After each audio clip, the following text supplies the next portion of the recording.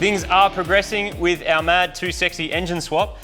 We've finalised our engine mounting position. We need 2 new bolts to put at the front because they're the wrong length, and we've messed around with that a bit just to get the positioning just right. And now we've started work on the sump. What's the go with this? So this is our oil drain for the turbo. So we just rip the sump off because it's really easy to get off in this car. So sometimes you can do it with it on there if it's impossible to get off. But we're just using an O2 sensor bung, which is 18 by 1.5, and then just tapped it back out to an NPT thread, so a taper, and then welded that on. And that way we can just put in whatever fitting we want. It can be just a general barb, or it can be an AN fitting, or whatever. You can make up your mind when you're done. But it sort of gives you the option to do anything you like rather than just welding a fitting on there. So that's kind of what I've been doing lately. Just makes it easier to do things, and also you can't damage it as easy when you're pulling the engine in and out. So that's ready to go back on. We just need to clean it up a bit, put some spooge on it. Yep, so that'll go on. I'm also waiting on some parts. We're expecting to see a radiator today, hopefully, if not tomorrow. We sort of need that so we can put it in the right position to know where our turbo can and can't go. But we're doing everything else in the meantime. So getting our sump ready, we do a little bit more wiring. Is that it? What else can we do? Drive shafts, brakes. Waiting on a drive shaft. Got some brakes to change up to get on there because it doesn't stop. That's what did wear out at the track, was the brakes. Stops when the engine explodes. Yeah, that helps. I don't want to do that again. Okay. All right. Our engine and gearbox are in place, so now the fun begins and we can get started making stuff. First up, we have to remove the sump of the 4G69 to weld on a turbo oil return fitting. The oil pan gasket is split using a thin-bladed putty knife, and then the oil pan drained and cleaned of any traces of oil. This engine has a distinct lack of coolant in the oiling system, but it also looks like the previous owner wasn't a fan of regular oil changes, so the longevity of this engine is definitely in question. It's going to blow, isn't it? You say the rods are tiny. No, they're not too bad. It's going to explode, isn't it? No, it's going to be sweet. Next, we can tap out our O2 sensor bung and then make a hole in the side of the sump. It's important to pick a spot that isn't going to clash with any of the moving parts inside the bottom of the engine, and that will be high enough to actually drain oil into the pan.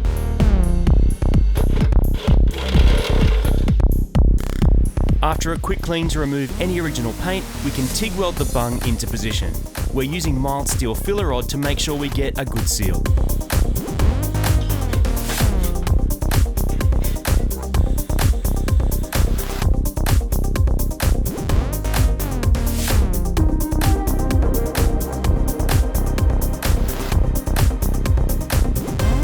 With the bung welded securely in place, we can give it a coat of paint, and while it's drying, get stuck into some more wiring. So while we're waiting for some parts to arrive, both on couriers, and there's some stuff we're going to have to pick up, we're going to get started on this wiring loom, which is the one from the CH Lancer. It came with the engine and the box. The idea now is that we strip this and then we overlay some of the other bits from our CE loom into this, take out stuff we don't need, wrap it up again, add any stuff that the Haltech wants specifically, and then plug it in, right? Yep, exactly. Nailed it.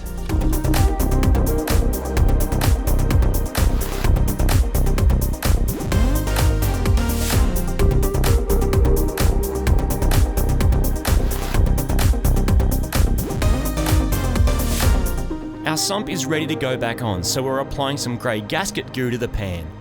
Too little and you'll get leaks. Too much and you'll end up with goo in your oil pickup, which is unhealthy.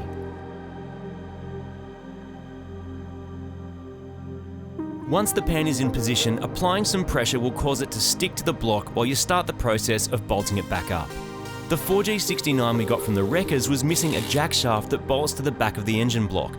It forms part of the passenger drive shaft, and a spare we got from Rim Wreckers has just arrived, so it's getting bolted up.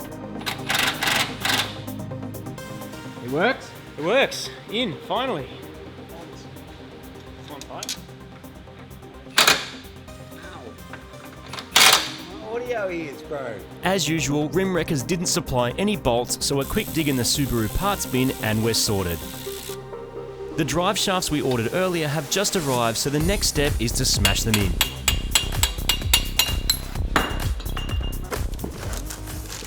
Oh, pretty chunky. Probably because it's for a 2.4 litre, hey? Yep. So we went with some new drive shafts because The old ones that came with the wrecked engine looked really crossy. They were sort of rusted and probably hadn't had much love and needed CV boots. So we got some new ones because they're actually quite affordable for this kind of car. Another good thing about having a common Mitsubishi engine is that parts like this are cheap.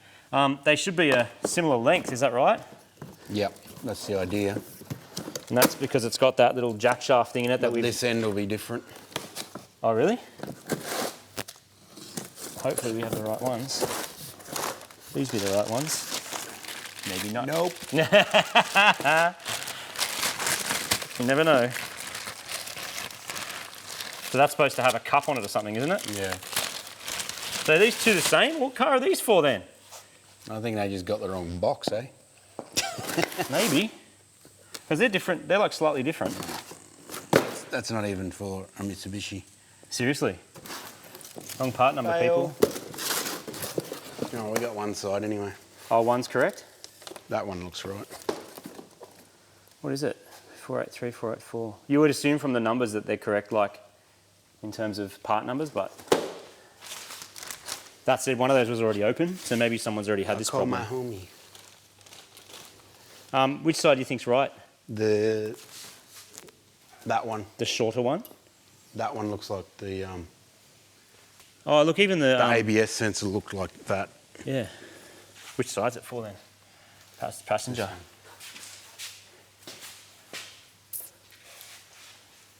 So it should virtually look like that one there. Just compare it to the old one. You can knock that ABS ring off too. Do you think we'll need to? Yeah, that does look right. Man, it looks so much like this one, eh? It's a bit bigger, isn't it? Yeah.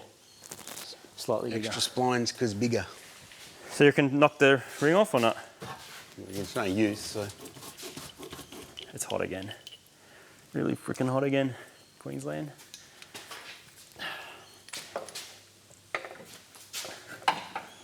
Remember they gave us pictures, and that one doesn't look anything like the picture. We have no 4G69 shafts, and the original 4G15 shafts from Too Sexy are too small and the wrong spline count. And now, because the wrong shaft was put in the right box, we have to wait another day for the correct part to arrive. In the meantime, we can smash the correct shaft into place, and with that done, we can move on to some more fiddly jobs in the engine bay.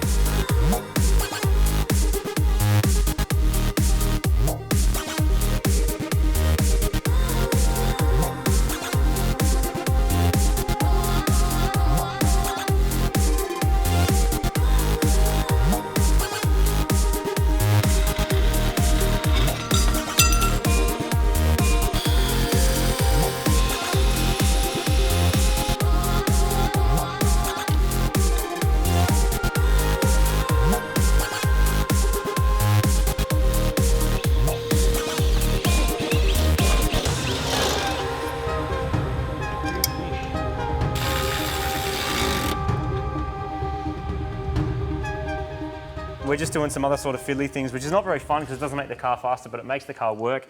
One of those is power steering. The CE Lancer power steering will actually fit onto the pump that comes with this motor, but we have to shemingy it. How are we shemingying it? So this used to come across to the other side. The pump was here at the front of the engine. So we just going to reuse this. It's the right size banjo and everything. There's a union down underneath the car there, so we were able to crack that union. That allows us to twist this without it winding itself up. So we're just going to twist it to the right twistingness with one hand and put it onto the pump down there, which it bolts straight on. So the other option for this normally would be that you make a new high pressure line, get one custom made or whatever, but this is not really that bad just to have the loop there, considering we don't have to buy any new parts. Doesn't make any difference. A lot of cars do just have a loop like that. We'll probably just connect that to there. Yep. That used to be connected to the engine mount, I think. Yep. So yeah, it'll work fine. Cool. And we've obviously relocated that as well. Well, maybe not obviously. It was here, pump was there. So we've just used, basically that's the line and the reservoir was here on the CH Lancer. So we've just used that fill line, plugged it in, and wherever this sat, we bolted it on with a bit of an adapter bracket. So often the factory stuff is actually good. it totally does the job. And if you can recycle it, it saves you. Well, first it saves you the money of having to buy new hoses, but even making custom lines like that adds up. That can end up costing as much as your engine. If you're buying hundreds of dollars worth of custom fittings, so anything factory we can recycle, we will. It is only a CE Lancer at the end of the day. We're not making 1,000 horsepower in this any day, and it's not going to blow up a power steering line even if it did. So yeah, let's keep going. Yep.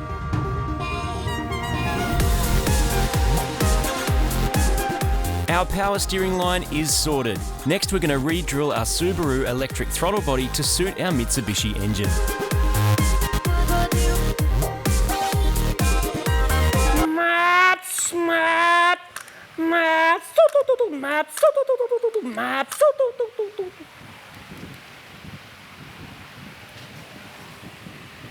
Loves it. He loves it.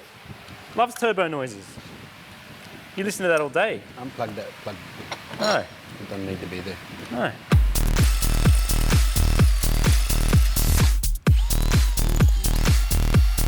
With the holes drilled out to accept the fatter bolts that the Mitsubishi intake manifold runs, we can reorient the throttle body to fit. The Haltech will take the pedal input from the original Mitsubishi accelerator pedal and with some electronic magic, run the Subaru throttle body, which as a bonus will also control the idle. Next, we're attaching our gear shifter linkages, and with those working well, we can keep working through our list of jobs that don't make the car faster, but just make it work. What else do we need to do that's boring but necessary? Clutch. Clutch line. Clutch line. We've bought ourselves a new clutch slave cylinder as they're cheap and easy to replace when everything's already apart. It will connect to the original master cylinder from Too Sexy using a slightly modified hardline. We've extracted the fuel rail off the 4G69 out of the 2.4 litre Lancer, and now we have to make the fuel system for that engine work with the fuel system of our car, which are different. Is that right?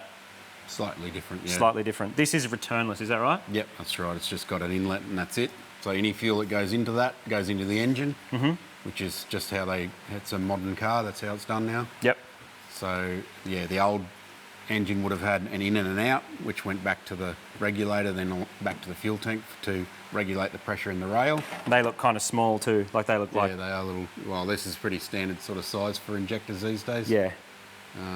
Pretty compact. So they're probably only a couple of hundred cc's, so nowhere near big enough for turbocharging or running ethanol. Cool.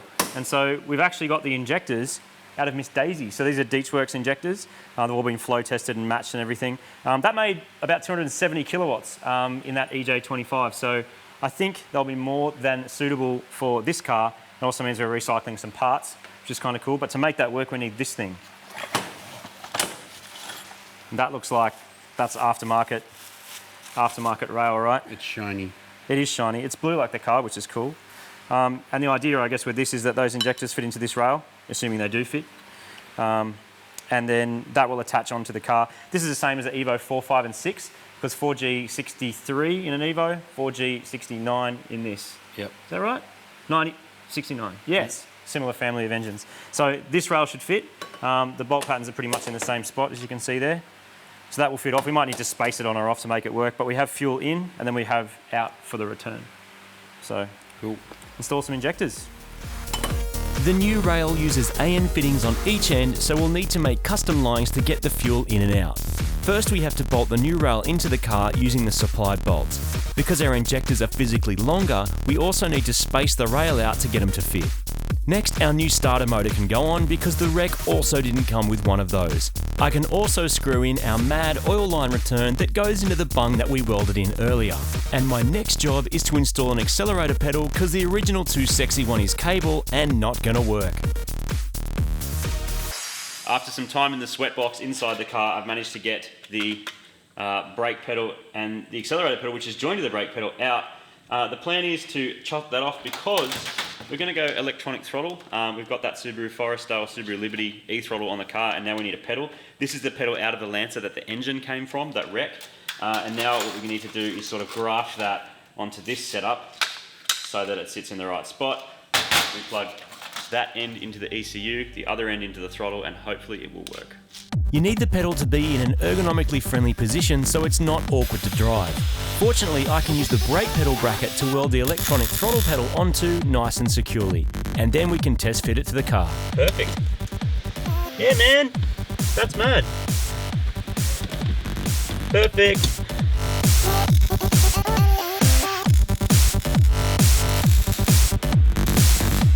Al's next job is to overlay the new wiring loom he's been working on over the engine and label all the important sensors and plugs to make sure they'll reach and are pinned correctly. This is super important for when we add the Haltech plugs later on. Our correct drive shaft has finally arrived, so we can smash it into the car, and once Too Sexy is powered up again, it should be able to turn the wheels. Hopefully.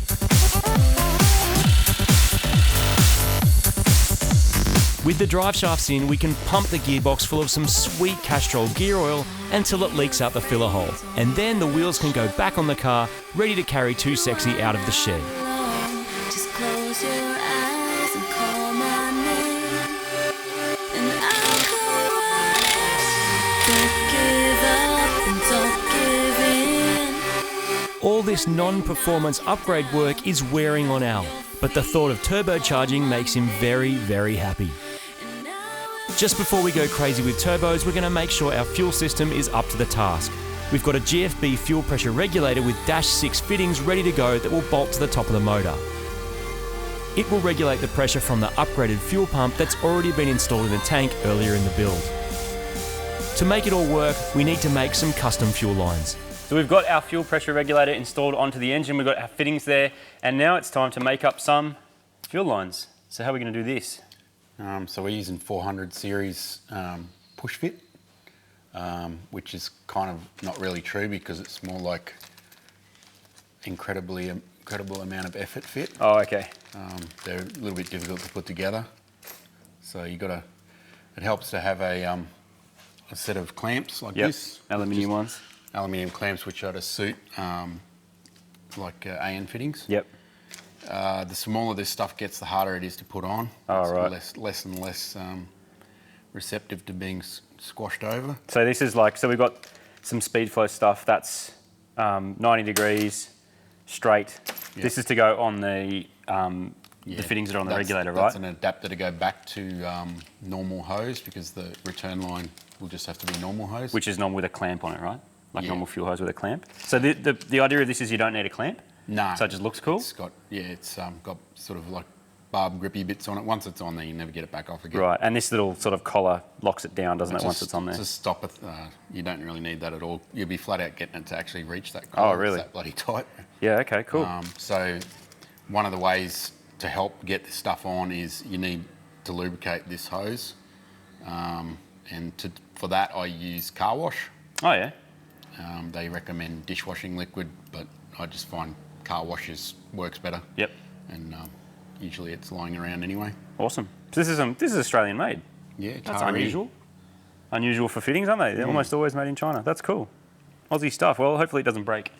And it makes ethanol go to our won't engine. break. Nice. All right, so that goes in there. Push the hose on. We've got to measure it first, right? No, you just start by pushing one of them on. Which one? This one? So, yeah, put that in. The right angle ones are even more difficult, so Right. tighten her up. Like that? Because it's right angle, it they're has gonna a move. swivel function, which makes it more difficult. Got it. You got to do them up really tight because they're And then- stuck. Car wash. This car wash is purely for the purpose of lubricating speed flow. Do you know how I know that? Because I've never seen you wash a car. No, you're right. You're 100%. Oh, man, this is You'll find out in a second how. Yeah. And you've got to try and do it in one Do ya? one motion because Boom, straight on. whenever you stop, that's probably where it'll stay. All right. So and keep in mind that this is going to want to move. Yep. So push. It's not bad for a first go. Yeah, that's actually it was a bit easier than I thought. You're talking it up, man, like it was going to be impossible. That's cool. It looks mad, doesn't it? Like it looks super neat. That's cool. I like it.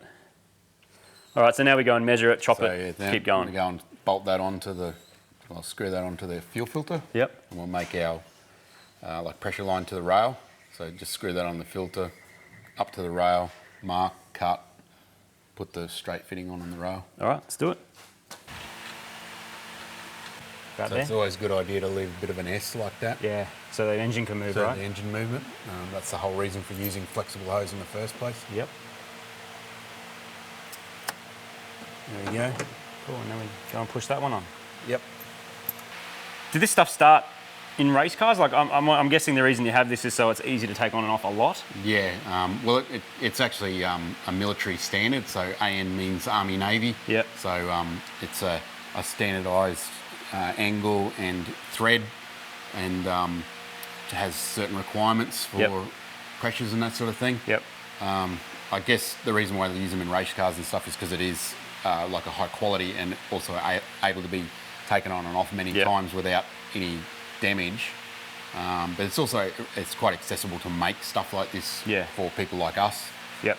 So, and is the other benefit, like, you know, normally you're just using 8mm push on with a clamp, is when you start getting into like a lot more power, a lot more fuel pressure, a lot more fuel, is that when this stuff starts to get better as well? Yeah, well, with race cars and stuff, they run them on methanol and things like that. They have to have really high quality line because methanol will damage certain types of rubber and stuff like that. So you should use Teflon lines and that sort of thing. Yep. And at some point you have to have some sort of flexibility in it. You use hard lines mostly, but at some point you need the flexibility to go between the chassis and the engine or whatever. So got it. It's and this stuff is ethanol proof too, right? Like the high quality hoses are all good. All right, smash some more car wash on this.